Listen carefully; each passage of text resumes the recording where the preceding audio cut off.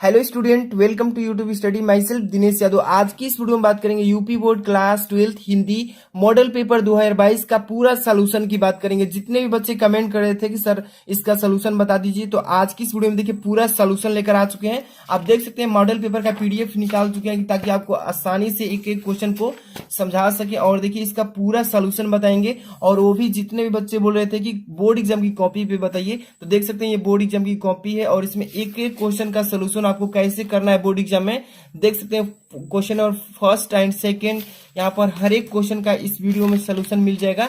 एक एक क्वेश्चन यहाँ पर देख सकते हैं इस टाइप से है, जैसे कि बोर्ड एग्जाम अगर इस तरीके से लिखते हैं तो आपको अच्छा स्कोर करने में कोई नहीं रोक सकता है। तो यहाँ पर देख सकते हैं ऑल क्वेश्चन को इसमें लिया गया है पूरा। और यहाँ पे देखिए सबसे पहले नंबर यहाँ पे बात करेंगे कि ऐसे ही हिंदी के जैसे इंग्लिश का भी अगर सॉल्यूशन चाहते हैं तो आपको कमेंट बॉक्स में जाकर कमेंट करना होगा ज्यादा से ज्यादा, और इस वीडियो को ज्यादा से ज्यादा शेयर करना होगा। तो वीडियो को पूरे एंड तक देखते रहिए। और ध्यान दीजिए, जो बच्चा अगर ये मॉडल पेपर अच्छे से तैयार कर लेता है, जिसका 80% आने वाला होगा, अगर अच्छे से पढ़ लेता है तो उसका 90% आ सकता है। समझ लीजिए कितना इंपॉर्टेंट है मॉडल पेपर।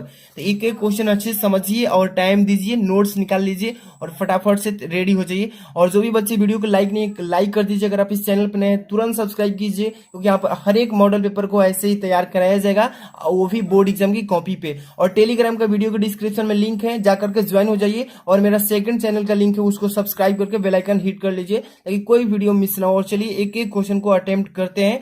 सबसे पहले नंबर देख सकते हैं प्रतिदर्श प्रश्न पत्र 2021-22, ठीक है, यानी कि 2022 में ये पेपर ऐसा ही सेम आने वाला है।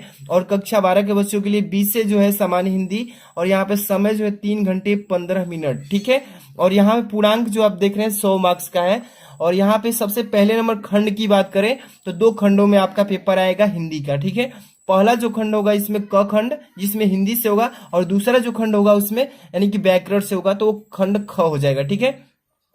तो सबसे पहला नंबर क्वेश्चन जो आप देख रहे हैं इसमें प्रश्न नंबर पहला का क, इसमें देखिए क नंबर क्या लिखा है इसमें, तो देख सकते हैं फर्स्ट नंबर क्या लिखा है कि शिक्षा का उद्देश्य निबंध के लेखक कौन है। शिक्षा के उद्देश्य का लेखक है संपूर्णानंद जी, डॉक्टर संपूर्णानंद जी, ठीक है। अभी टिक लगा रहा हूं और बोर्ड एग्जाम की कॉपी पर भी इसको फिलअप करके बताएंगे, तो बने रहिएगा। और यहाँ पर देखिए ख नंबर लल्लू लाल की रचना है। लल्लू लाल की रचना कौन सी है, तो प्रेम सागर। चलिए अब इसको बोर्ड एग्जाम की कॉपी में कैसे लिखना है। सबसे पहला नंबर पहला का क, तो यहाँ पे देखिए सबसे पहले नंबर बोर्ड एग्जाम की कॉपी में सबसे पहले नंबर यहाँ पे आ जाइएगा और यहाँ पे खंड क लिखना है, क्योंकि आप खंड क स्टार्ट किए हैं तो खंड क यहाँ पे लिखेंगे। और प्रश्नोत्तर संख्या ऐसे डाल लेना है, ठीक है। प्रश्नोत्तर संख्या पहला डालेंगे और जितने भी पहला का क्वेश्चन है सब लाइन वाइज लाइन ऐसे करना है, ठीक है। तो देखिए जैसे कि पहला का क का शिक्षा का उद्देश्य निबंध के लेखक कौन है, तो संपूर्णानंद जी। तो दूसरा नंबर विकल्प सही है। तो देखिए प्रश्नोत्तर संख्या पहला का क का दूसरा सही, तो दूसरा ऐसे लिख देंगे और वो ऑप्शन जो है संपूर्णानंद यहाँ पे लिख देंगे इस तरीके से, ठीक है। अब यहाँ पर देखिए ख नंबर पहला का ख लल्लू लाल की रचना है प्रेम सागर, ख नंबर का दूसरा सही है। तो यहाँ पर देखिए पहला का ख नंबर का दूसरा सही यानी प्रेम सागर इस टाइप से लिख देना है। और यहाँ पे देखिए ग नंबर पर्दा कहानी के लेखक कौन है, तो यहाँ पर हो जाएंगे देखिए प्रेमचंद्र, जयशंकर प्रसाद, अमरकांत, यहाँ पे यशपाल हो जाएंगे इसका राइट आंसर। देखिए पर्दा कहानी के लेखक ग नंबर का चौथा ऑप्शन सही है।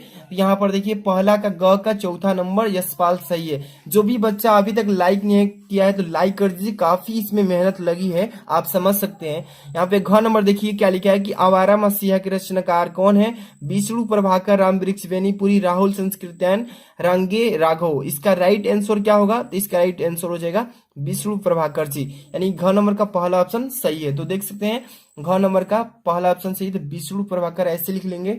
और यहाँ पे देख सकते हैं अंग नंबर क्या लिखा है कि बाल भट्ट की आत्मकथा के लेखक कौन है, तो महावीर प्रसाद द्विवेदी, सरदार पूर्ण सिंह, यहाँ पे वासुदेव शरण अग्रवाल जी, यहाँ पे हजारी प्रसाद द्विवेदी। इसका राइट आंसर हो जाएगा यहाँ पे 4 नंबर, यानी कि Hazari Prasad Dwivedi is the right answer this question.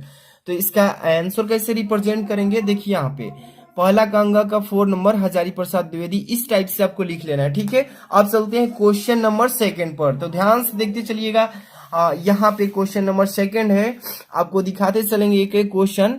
यहाँ पे देखिए प्रश्न नंबर दूसरा का क, कामायनी किस युग की रचना है। यहाँ पे देखिए ऑप्शन यहाँ पे अवेलेबल कर रहे हैं, यहाँ पे देखिए कामायनी किस युग की रचना है? द्विवेदी युग, क्षयवादी युग, भारतेंदु युग, यहाँ पे प्रगतिवादी युग। तो इसका राइट आंसर हो जाएगा यहाँ पे मतलब कि क्षयवादी युग का। तो यहाँ पर राइट आंसर सेकंड नंबर यानी दूसरा का क का दूसरा नंबर सही है ऑप्शन क का सेकंड नंबर ऑप्शन। तो यहाँ पे देखिए इसको कैसे लिखेंगे, तो यहाँ पे प्रश्नोत्तर संख्या पहले नंबर डालेंगे, दूसरा और अंडरलाइन कर देंगे ताकि बेस्ट दिखे, सभी बच्चों से यूनिक रहेगी। तो एग्जामिनर का एक्सप्रेशन जाएगा तो अच्छा मतलब नंबर नहीं काटेगा, ठीक है। यहाँ पे दूसरा का क का सेकंड नंबर ऑप्शन सही था, क्षयवादी युग, ठीक है। अब इसके बाद यहाँ पे क्वेश्चन नंबर देखते हैं ख नंबर, दूसरा का ख, निम्नलिखित कवियों में से कौन प्रगतिवादी युग का है, ठीक है।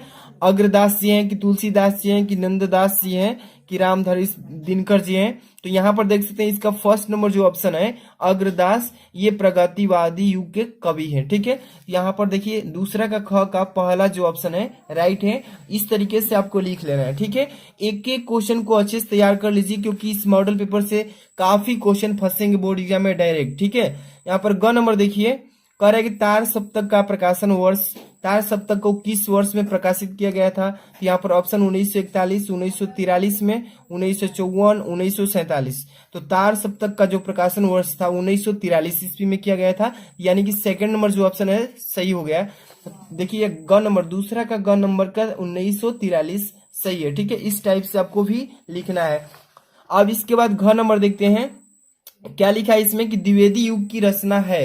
तो द्विवेदी युग की रचना सॉरी नहीं है कह रहा है इसमें, द्विवेदी युग की रचना नहीं है, यानी कि प्रिय प्रवास, साकेत, भारत भारती, कामायनी। इसका राइट आंसर कौन सा है आप ही कमेंट करके बता सकते हैं, काफी इसकी तैयारी आप लोग भी कर चुके होंगे। तो इसका राइट आंसर हो जाएगा कामायनी, ठीक है। यानी कि द्विवेदी युग की रचना ये जो है कामायनी नहीं है, नहीं तो ये तीनों है, ठीक है ना। यानी कि प्रिय प्रवास भी है, साकेत भी है और भारत भारती भी ये द्विवेदी युग की रचना है, लेकिन ये जो कामायनी है ये द्विवेदी युग की रचना नहीं, इसलिए घ नंबर का चौथा ऑप्शन सही हो जाएगा। तो यहाँ पर देख सकते हैं दूसरा का घ नंबर का चौथा ऑप्शन सही है तो कामायनी हो जाएगा। अब इसके बाद हम बात करेंगे घ नंबर अंग नंबर।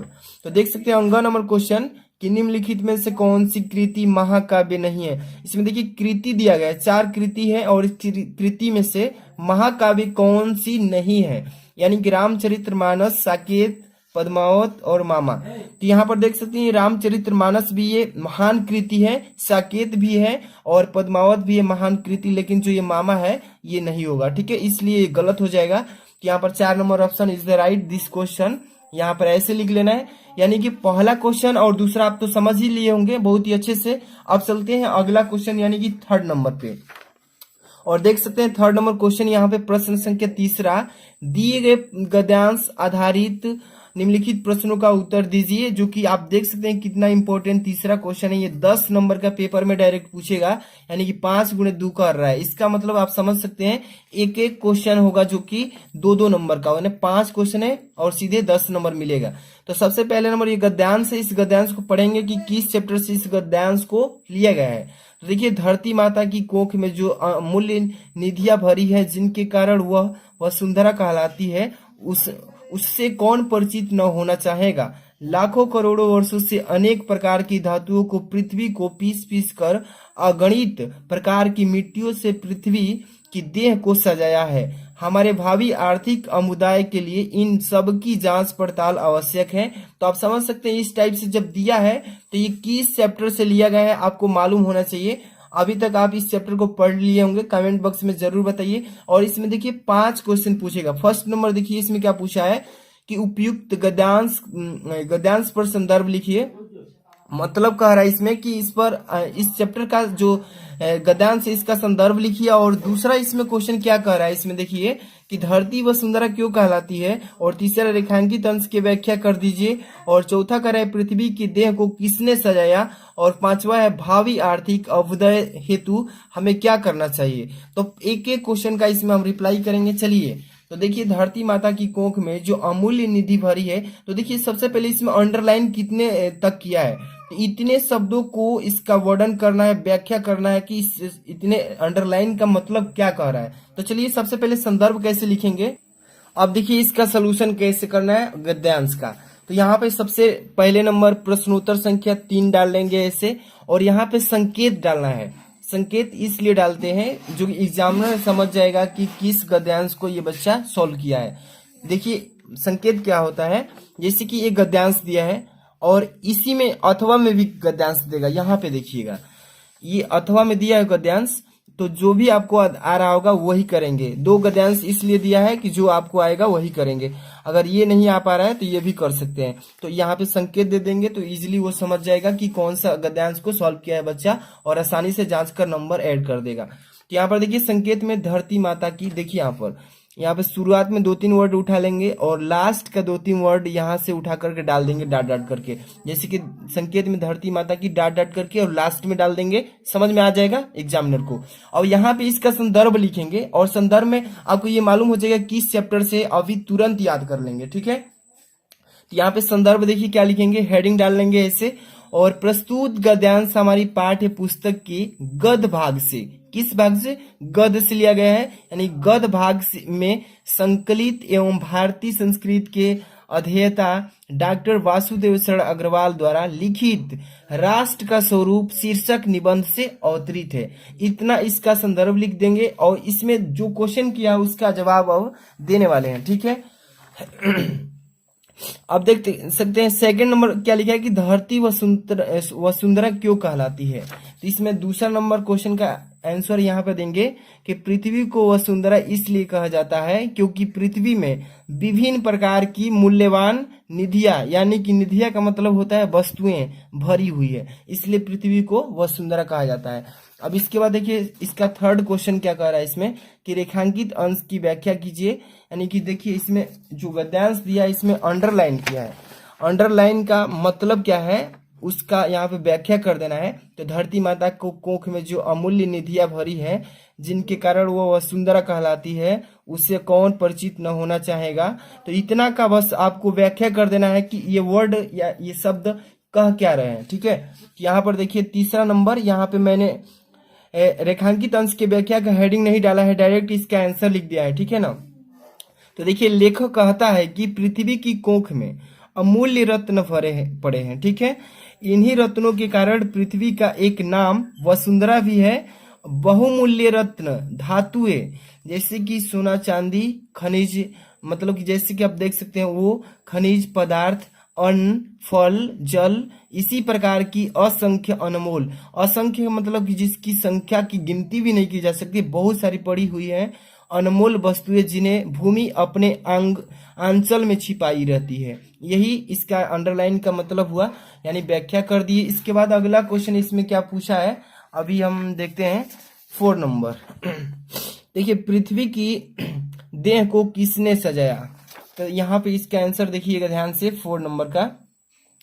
पृथ्वी की देह को इस पर दिन रात बहने वाली नदियों ने पहाड़ों की पीस पीस कर और असंख्य प्रकार की मिट्टियों से सजाया है। ठीक है, अब इसके बाद अगला हम क्वेश्चन की बात करेंगे। तो क्वेश्चन नंबर, अब देखिए अथवा में भी क्वेश्चन दिया है। अथवा में यहाँ पर देखिए, अथवा में जिस बच्चे को करना होगा वो कर लेगा, लेकिन मैं एक एक गद्यांश को ही बता रहा हूँ क्योंकि वीडियो लॉन्ग हो जाएगी, इसलिए थोड़ा सा ही बता रहा हूँ। कोई अगर ये नहीं आएगा तो इसका कमेंट कीजिए, मैं इसका सोल्यूशन दे दूंगा। यहाँ पर इसको पढ़ लीजिएगा, देख लीजिए। इसके बाद इसी में भी क्वेश्चन दिया है, जो भी आपकी मर्जी वो कर सकते हैं। यहाँ पे आप क्वेश्चन नंबर 4 की बात करेंगे डायरेक्ट हम यहाँ पे। ठीक है, देखिए 4 नंबर क्वेश्चन क्या कह रहा है कि दिए गए पद्यांश पर आधारित निम्नलिखित प्रश्नों के उत्तर दीजिए। और ये भी क्वेश्चन 4 नंबर जो है ये 10 नंबर का पेपर में आने वाला है, यानी कि ये भी इम्पोर्टेंट है, जो कि 3 नंबर जितना था। ठीक है, समझ सकते हैं, लेकिन वो गद्यांश से था और ये पद्यांश है। दिए गए पद्यांश में से मतलब कि इसको पढ़ के और इसका उत्तर देना है। कह रहा है कि दुर्बलता की ही चिन्ह विशेष शपथ है, पर अवलाजन के लिए कौन सा पथ है। यदि मैं उकसाई गई भरत से हूँ तो पति समान ही स्वयं पुत्र भी खोऊं। ठहरो मत रोको मुझे कहूँ सो न लूं, पाऊं यदि उनमें सार उसे सब चुन लूं। तो ये आपका पद्यांश है। ठीक है, और इसमें 2 क्वेश्चन है, पद्यांश में भी 2 आएगा। पद्यांश को पूरा पढ़ेंगे, इसी में से इतना भी है। ठीक है, इसका प्रश्न भी इसी में दिया है। अगर ये देखिए गद्यांश में मैंने पहला नंबर बता दिया था, लेकिन पद्यांश में अथवा वाला भी बता देता हूँ। बहुत सारे बच्चों का सस्पिशन रहता है कि अगर पद्यांश का कोई अथवा वाला क्वेश्चन मुझे करना होगा बोर्ड एग्जाम की कॉपी में, तो वो कैसे सॉल्व करेंगे, तो वो भी देख लीजिए। यहाँ पर लिखा है कि लज्जाशिला पथिक महिला महिला जो कन्ही दृष्टि जाए आए, होने देना विकृति वसना तो न तू सुंदरी को, जो थोड़ी सी श्रमी वह हो गोद ले श्रांति खोना, होठों की और कमल मुख मलनताए मिटाए। और देखिए इतना भी, और इसके नीचे कोई कलांता कृषक ललना खेत में जो दिखावे, जाता कोई जलद यदि वो बयो में तो उसे ला। दिख नहीं रहा है क्या साफ? अब इसको साफ देखिए, धीरे धीरे परस उसकी कलांसियों में मिटाना, छाया द्वारा सुखित करना तप्त भूतांगा को। अब देखिए ये पद्यांश का आपका ये मतलब कि पद्यांश से इसको लिया गया था। और इसमें से देखिए क्वेश्चन क्या पूछा है कि उपयुक्त पद्यांश का संदर्भ लिखिए और रेखांकित अंश की व्याख्या कीजिए। राधा लज्जाशील पथिक महिला के विषय में क्या कहना चाहती है? ओठों की और कमल मुख में अलंकार कौन सा छिपा है? जलद और कृषक ललना का अर्थ क्या होगा? चलिए इसका सलूशन बताते हैं। सबसे पहले नंबर तो इसका संकेत लिखेंगे शुरुआत का और लास्ट का, ठीक है। तो यहाँ पर चलिए इसको पेज को नेक्स्ट करते हैं और यहाँ से एक एक सलूशन देखेंगे। देखिए इसमें प्रश्नोत्तर संकेत 4 ऐसे डाल लीजिएगा, ओके। और यहाँ पे संकेत जैसे कि मैंने तीसरा नंबर क्वेश्चन बताया था, सेम वैसे ही कर लेना है इसमें भी। शुरुआत में लज्जा पथिक महिला, तो यहाँ पे देखिए लज्जा पथिक महिला डॉट डॉट करके, और लास्ट का यहाँ पे डाल दीजिएगा। देखिए यहाँ से तप्त भूतंगा को, तो देखिए इसका यहाँ पे डाल दीजिएगा। लेकिन मैं यहाँ से ये डाल दिया, दिख नहीं पाया यहाँ पे, यही वाला डाल दिया गलती से, लेकिन ये वाला डालना चाहिए था, ठीक है। तो आपको ये गलती नहीं करना है, ऐसे डालेंगे और संदर्भ डालेंगे। जैसे आप पद्यांश पढ़े हैं आपको मालूम चल गया कि किस चैप्टर से लिया गया है और इसके चैप्टर के राइटर कौन है। तो पवन दूत से लिया गया है और इसके राइटर देखिए अयोध्या सिंह उपाध्याय। चलिए इसका संदर्भ कैसे लिखेंगे, ध्यान से देखिएगा। यहाँ पे संदर्भ की प्रस्तुत पद्य महाकाव्य, देखिए महाकवि अयोध्या सिंह उपाध्याय हरिऔध द्वारा प्रिय प्रवास से हमारी पाठ्य पुस्तक के देखिए पद भाग से संकलित पवन दूत, यानी कि पवन दूती क्या बोलेंगे, शीर्षक काव्यांश से उद्धृत किया, यानी कि प्रकाशित हुआ है, ठीक है। इतना इसका संदर्भ हो जाएगा। अब इसी में क्वेश्चन पूछा था कि इसकी रेखांकित अंश की व्याख्या कीजिए। यहाँ पे दिख रहा है सेकंड नंबर क्वेश्चन, रेखांकित अंश की व्याख्या करना है इसमें, यानी कि अंडरलाइन जो किया है इसका अर्थ बताना है कि थोड़ी सी श्रमिक वह हो गोद ले श्रांति खोना, होठों की और कमल मुख की मलनाए मिटाना। देखिए इसका यहाँ पे व्याख्या करेंगे अंडरलाइन का। तो यहाँ पे रेखांकित अंश की व्याख्या यहाँ पे डाल लीजिएगा। अगर नहीं डालना चाहते हैं तो डायरेक्ट आंसर दूसरा भी डाल सकते हैं कि हे पवन, यदि तुम्हें मार्ग में कोई लाजवंती स्त्री दिखाई पड़े तो इतने वेग से न बहना कि उसके वस्त्र उड़कर अस्त व्यस्त हो जाए, ठीक है, और उसका शरीर मतलब उघड़ जाए। यदि वह थोड़ी सी भी थकी दिखाई देती तो उसे गोद में लेकर चारों ओर से घोर कर उसकी थकान मिटा देना। तो ये जो अंडरलाइन किया था, इस अंडरलाइन का मतलब इतना ही व्याख्या करना था, हो गया कंप्लीट। अब इसके बाद अगला क्वेश्चन इसमें क्या पूछा है, थर्ड नंबर कि राधा लज्जाशील पथिक महिला के विषय में क्या कहना चाहती है। तो इसका थर्ड नंबर के यहाँ पे आंसर देखिए क्या होगा। एक एक क्वेश्चन को अच्छे से तैयार कर लीजिए ताकि बोर्ड एग्जाम में एक भी नंबर न कटे और अच्छा स्कोर कर पाए, क्योंकि आगे की चलकर के आप डिफेंस लाइन में जाएंगे तो आपको वहां पे आपका नंबर के बेस पर ही मतलब कि जो भी भर्ती आती है उसके आधार पर होता है। तो देख सकते हैं थर्ड नंबर यहाँ पे क्वेश्चन पहले कि राधा लज्जा पथिक महिला से परोपकार की व्यवहार से उसकी सुंदरता की विकृति करती है, ठीक है। अब इसके बाद अगला क्वेश्चन इसमें क्या किया है, चौथा नंबर कि होठों की औ कमल मुख में अलंकार कौन सा छिपा है। तो यहाँ पर देखिए इसका आंसर कि होठों की औ कमल मुख में उपमा अलंकार है। इसमें कौन सा अलंकार है, तो उपमा अलंकार छिपा है। और इसके बाद अगला क्वेश्चन इसमें 5 नंबर कि जलद, देखिए यहाँ पे जलद कौन सा जलद लिखा है, कि जलद और कृषक दोनों, जलद और कृषक ललना का अर्थ क्या होगा यहाँ पे। चलिए 5 नंबर क्वेश्चन देखिए कि छाया द्वारा सुखित करना, इसका मतलब वही हुआ कि छाया द्वारा सुखित करना। किसका मतलब क्या कि जलद और कृषक ललना का अर्थ है कि छाया द्वारा सुखित करना। अब हम चलेंगे क्वेश्चन नंबर 5 की तरफ, जो कि काफी इंपॉर्टेंट क्वेश्चन है।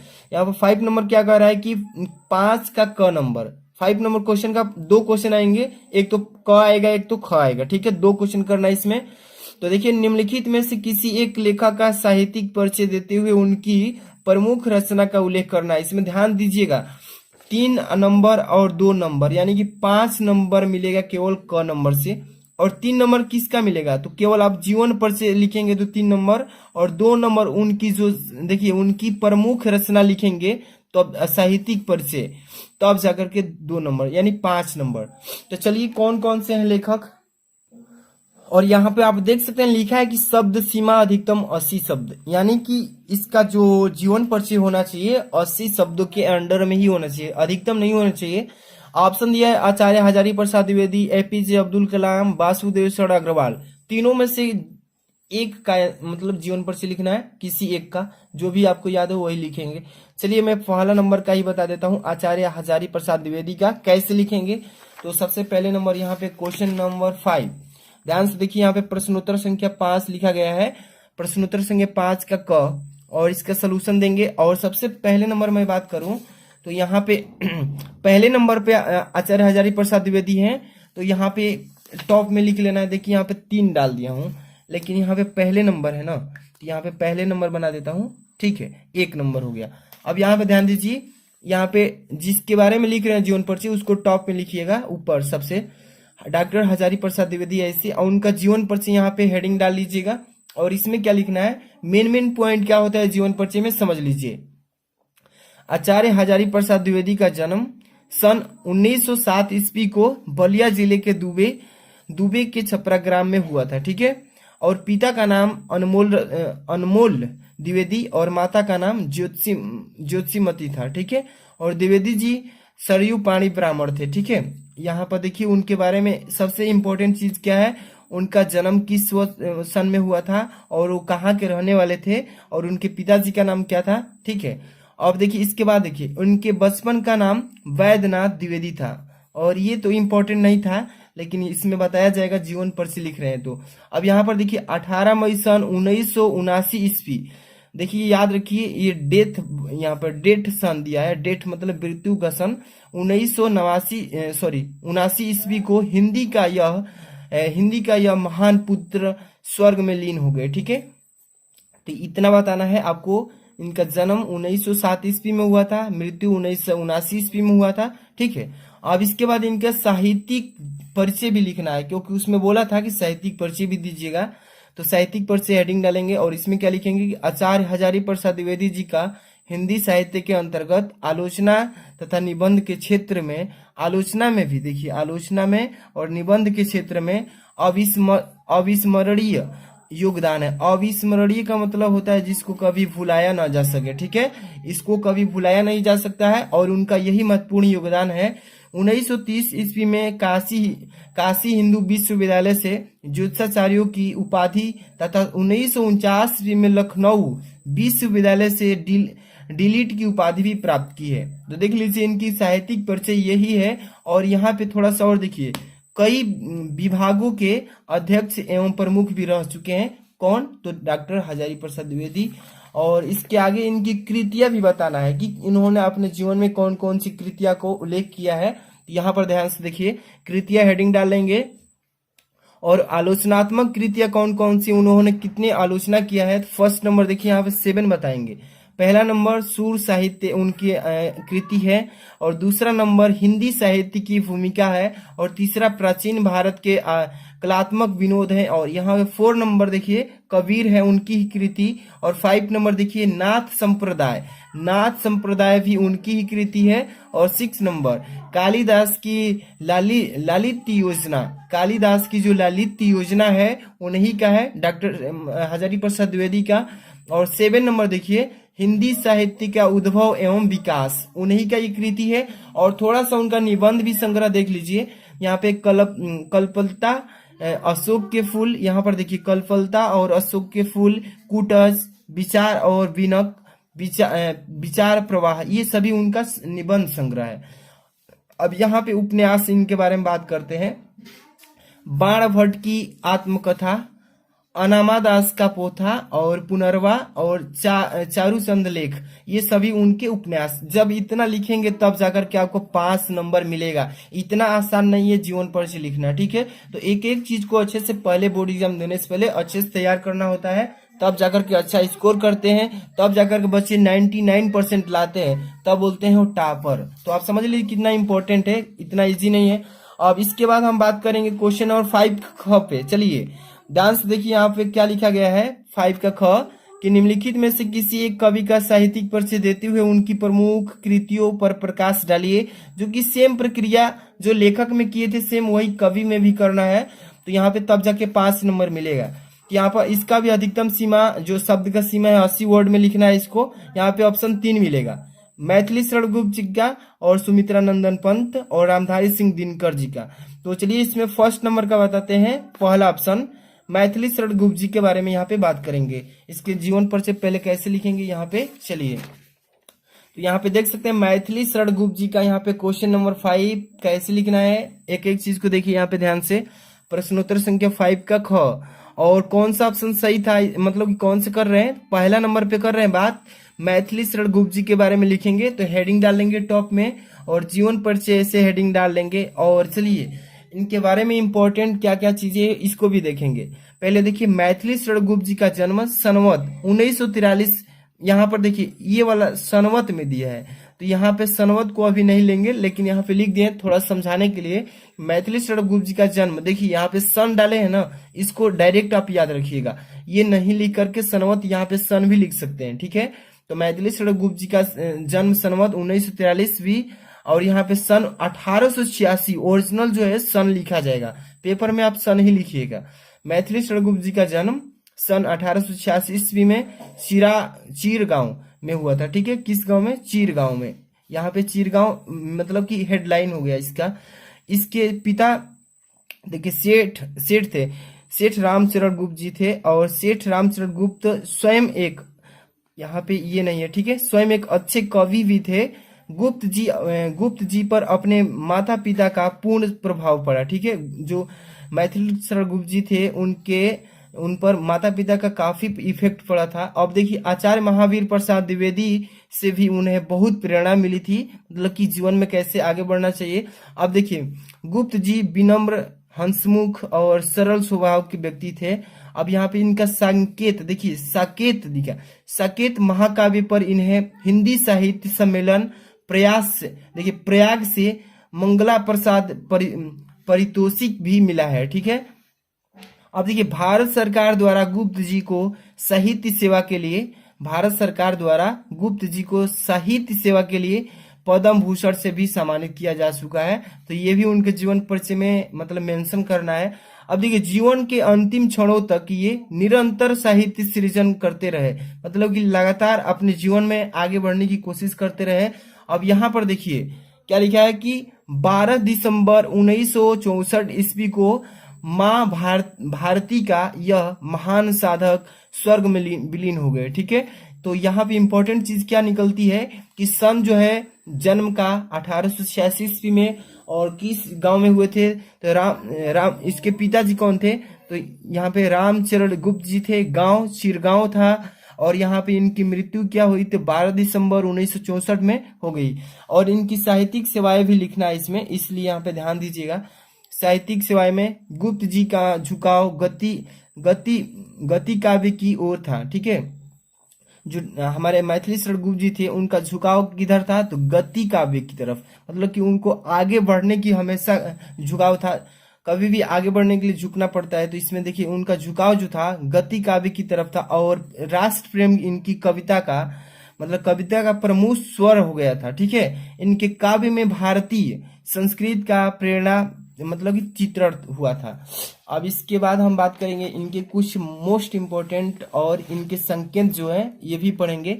तो इन्हें साकेत महाकाव्य पर हिंदी साहित्य सम्मेलन यानी कि प्रयाग से मंगला प्रसाद पारितोषिक भी मिला है। ठीक है, अब इनकी रचना के बारे में बात कर लेते हैं। तो इनकी रचना कौन कौन सी है, कुछ कुछ यहाँ पे मेंशन किए हैं और कुछ यहाँ पे मतलब कुछ बाकी भी है, तो ज्यादा नहीं करना है, कुछ ही करना है। बोर्ड एग्जाम में 80 वर्डों में लिखना है, इसलिए ज्यादा न लिख करके ऐसे लिखना है कि 80 शब्दों में ही अट जाए।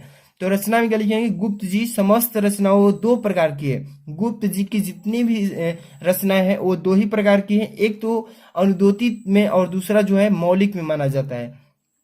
तो इनकी अनुदोतित जो रचनाओं में दो प्रकार का साहित्य है, कुछ काव्य और कुछ नाटक भी है। ठीक है, इतना लिख लेंगे। और इसके बाद देखिए साकेत में लिखेंगे, साकेत उनकी रचना है। तो जैसे कि यह उत्कृष्ट महाकाव्य है जो श्री रामचरितमानस के बाद राम काव्य का प्रमुख स्तंभ है। ठीक है, अब इसके बाद देखिए भारत भारती भी उनकी है। तो इसमें भारत की दिव्य संस्कृति और गौरव का गान किया गया है। ठीक है, तो इतना जीवन पर से लिख देंगे और आपको 5 नंबर अचीव हो जाएगा। ठीक है, तो ऐसे लिखना होगा। अब इसके बाद क्वेश्चन नंबर 5 के बाद हम बात करेंगे 6 नंबर पे। तो ध्यान से देखिएगा 6 नंबर क्वेश्चन क्या इसमें किया जा रहा है। कह रहा है प्रश्न नंबर 6 कि बहादुर अथवा पंचलाइट कहानी के उद्देश्य पर प्रकाश डालिए। 5 नंबर का ये भी क्वेश्चन आता है पेपर में। बहादुर अथवा पंचलाइट कहानी के उद्देश्य पर प्रकाश डालना है इसके, कि इसका उद्देश्य क्या है, इसका प्रकाश डालिए। और इसका भी शब्द सीमा 80 वर्ड में लिखना है। अगर वो आपको याद नहीं है तो यहाँ पर अथवा में भी ऑप्शन अवेलेबल कर दिया है कि ध्रुव यात्रा कहानी की कथा वस्तु अपने शब्दों में लिखिए। तो जो भी आपको आसान लगे वो लिख सकते हैं। यहाँ पे 3 चीजें आपको अवेलेबल किया है ऑप्शन के रूप में। एक तो बहादुर पर भी आप प्रकाश डाल सकते हैं इसकी कहानी का, अगर वो याद नहीं तो पंचलाइट पर भी लिख सकते हैं, पंचलाइट भी नहीं याद है तो यहाँ पे ध्रुव यात्रा पर भी लिख सकते हैं। तो 3 चीजें दिख रहा है, जो भी याद है आप उस पर आसानी से लिख लीजिए। तो चलिए मैं बहादुर पर बताता हूँ कि इसके उद्देश्य पर प्रकाश कैसे डालते हैं। तो इधर आइए और क्वेश्चन नंबर देखिए यहाँ पर 6 का सोल्यूशन बताते हैं।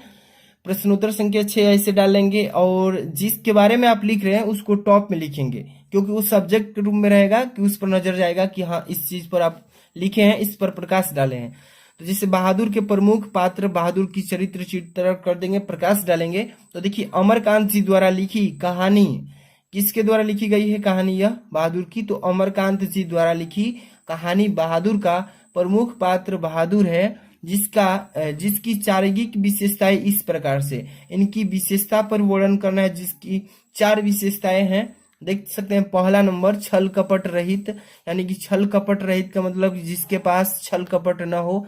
यहाँ पर देखिए इसके बारे में थोड़ा सा मेंशन कर देना है कि बहादुर छल कपट से रहित भोला बालक है। ठीक है, जिसकी उम्र लगभग 12 से 13 वर्ष की है। बहादुर एक नेपाली लड़का है। ठीक है, इतना लिख देंगे। और दूसरा विशेषता उनकी क्या है, देख सकते हैं कि परिश्रमी, हंसमुख एवं मृदुभाषी। परिश्रमी मतलब परिश्रमी होता है और हंसमुख मतलब जानते ही हैं, और मृदुभाषी मतलब कि जो कठोर ना बोलता हो, कोई भी भाषा को बोले तो मृदुभाषी लगे, मतलब कोमलता से। आगे देखिए बहादुर हर एक समय हंसते रहते थे, जिसे भी बोलते थे तो बड़ी नम्रता एवं मृदुता के साथ। वह अत्यधिक परिश्रमी है और पूरे घर के सदस्यों का काम अथक करता है। ठीक है, कौन, तो बहादुर। अब इसके बाद हम बात करेंगे 3rd नंबर इनका मतलब विशेषता क्या है। तो देखिए सहनशील, सहनशील मतलब कि कोई भी चीज को सहने की क्षमता। यहाँ पे देखिए ईमानदार, अब यहाँ पे ईमानदार एवं सच्चे हृदय वाला, तो ये उनकी हो जाएगी तीसरी विशेषता। तो यहाँ पर देखिए बहादुर सत्य हृदयी, वह ईमानदार होने के साथ साथ सच्चे मन वाला बालक है। इतना लिख देंगे। इसके बाद थोड़ा सा और इसमें क्या लिखना है, मेंशन करना है कि किशोर उससे बार बार यहाँ पे बाद लिखे हैं, इस बार लिखा है। ठीक है, किशोर उससे बार बदसलूकी करता है। बदसलूकी मतलब कि मजाक करता है, गलती, परंतु वह थोड़ी ही देर में भुला देता है। ठीक है, कि भुला देता है बदसलूकी को, लेकिन जब उसे बाप की गाली देता है तो बहादुर का स्वाभिमान जग जाता है। तो ये उसका तीसरा मतलब कि चरित्र था। और इसके बाद 4 नंबर देखिए लास्ट है कि मातृ प्रीत भक्त, मतलब माता पिता के भक्त। यहाँ पर लिखेंगे बालक बहादुर अपने माता पिता के प्रति भक्ति भावना रखता है, अपने कमाए पैसे माँ बाप को ही देना चाहता है, इस प्रकार हम देखते हैं कि बहादुर एक व्यवहार कुशल, स्नेही एवं ईमानदार बालक है। उसका चरित्र पाठक को अपनी ओर, पाठक जो है ना उसकी अपनी ओर आकर्षित करने लगता है। तो इतना इसके बारे में लिख देंगे। अब इसके बाद क्वेश्चन 5 नंबर हो गया। अब 6 में देखिए, 6 कंप्लीट हो गया आपका, आपको 5 नंबर गेन हो जाएगा, अचीव कर लेंगे ऐसे अच्छे से लिखेंगे तो। अब देखिए क्वेश्चन नंबर 7 में क्या कहा जा रहा है कि स्वपठित खंड काव्य के आधार पर किसी एक खंड के एक प्रश्न का उत्तर दीजिएगा, जो कि 5 नंबर का ये भी क्वेश्चन है। आप देख सकते हैं शब्द सीमा अधिकतम, इसका भी 80 शब्दों में लिखना है। और ये जो क्वेश्चन है आप देख रहे हैं ना, ये आपका डिस्ट्रिक्ट वाइज आता है, मतलब कि हर एक जिले का हर अलग अलग है, ठीक है, क्योंकि हर एक जिले का खंड जो है अलग अलग बांटा गया है, तो हर एक जिले का अलग अलग आएगा ये इसमें से क्वेश्चन। तो देखिए हर एक जिले का क्वेश्चन अलग अलग है, इसलिए जितने भी बच्चे अभी देख रहे हैं किस जिले से हैं, वो सभी बच्चे कमेंट बॉक्स में जरूर बताइएगा, क्योंकि उसका मैं अलग से कमेंट बॉक्स में रिप्लाई दे सकूं कि आपको कौन सा तैयार कर लेंगे तो बेस्ट रहेगा, ठीक है। तो देख सकते हैं अभी यहाँ पे कुछ, जैसे कि पहला नंबर की श्रवण कुमार खंड काव्य के नायक का चरित्र चित्रण कीजिए, अथवा में क्वेश्चन श्रवण कुमार खंड काव्य के आधार पर दशरथ का चरित्र चित्रण कीजिए। तो आप किस जिले से हैं कमेंट बॉक्स में बताइए, उसका मैं अकॉर्डिंग आपको कमेंट बॉक्स में बता दूंगा इम्पोर्टेंट। और इसके बाद जो आपका खंड स्टार्ट होने वाला है ख, अब खंड ख स्टार्ट होगा, जो कि आपका ग्रामर पोर्शन है, अभी दिखाता हूँ, ठीक है। ग्रामर पोर्शन से क्वेश्चन उठेगा, तो आपको ध्यान से बस देख लेना है। इसका जो सोल्यूशन है कब देने वाले हैं, तो यहाँ पे खंड देख रहे हैं ना, खंड ख, इसमें से क्वेश्चन नंबर 8 से लेकर के जितने भी क्वेश्चन बचे हैं अगले वीडियो में हम प्रोवाइड करेंगे, क्योंकि वीडियो लॉन्ग हो जाएगी तो आप भी नहीं देख पाएंगे, हरासमेंट होगा। तो अगली वीडियो में खंड ख का सोल्यूशन आएगा। तो ज्यादा से ज्यादा इस वीडियो को लाइक और शेयर करते हैं तो नेक्स्ट वीडियो जल्दी से जल्दी मिल जाएगी। मिलते हैं नेक्स्ट वीडियो में। Thanks for watching.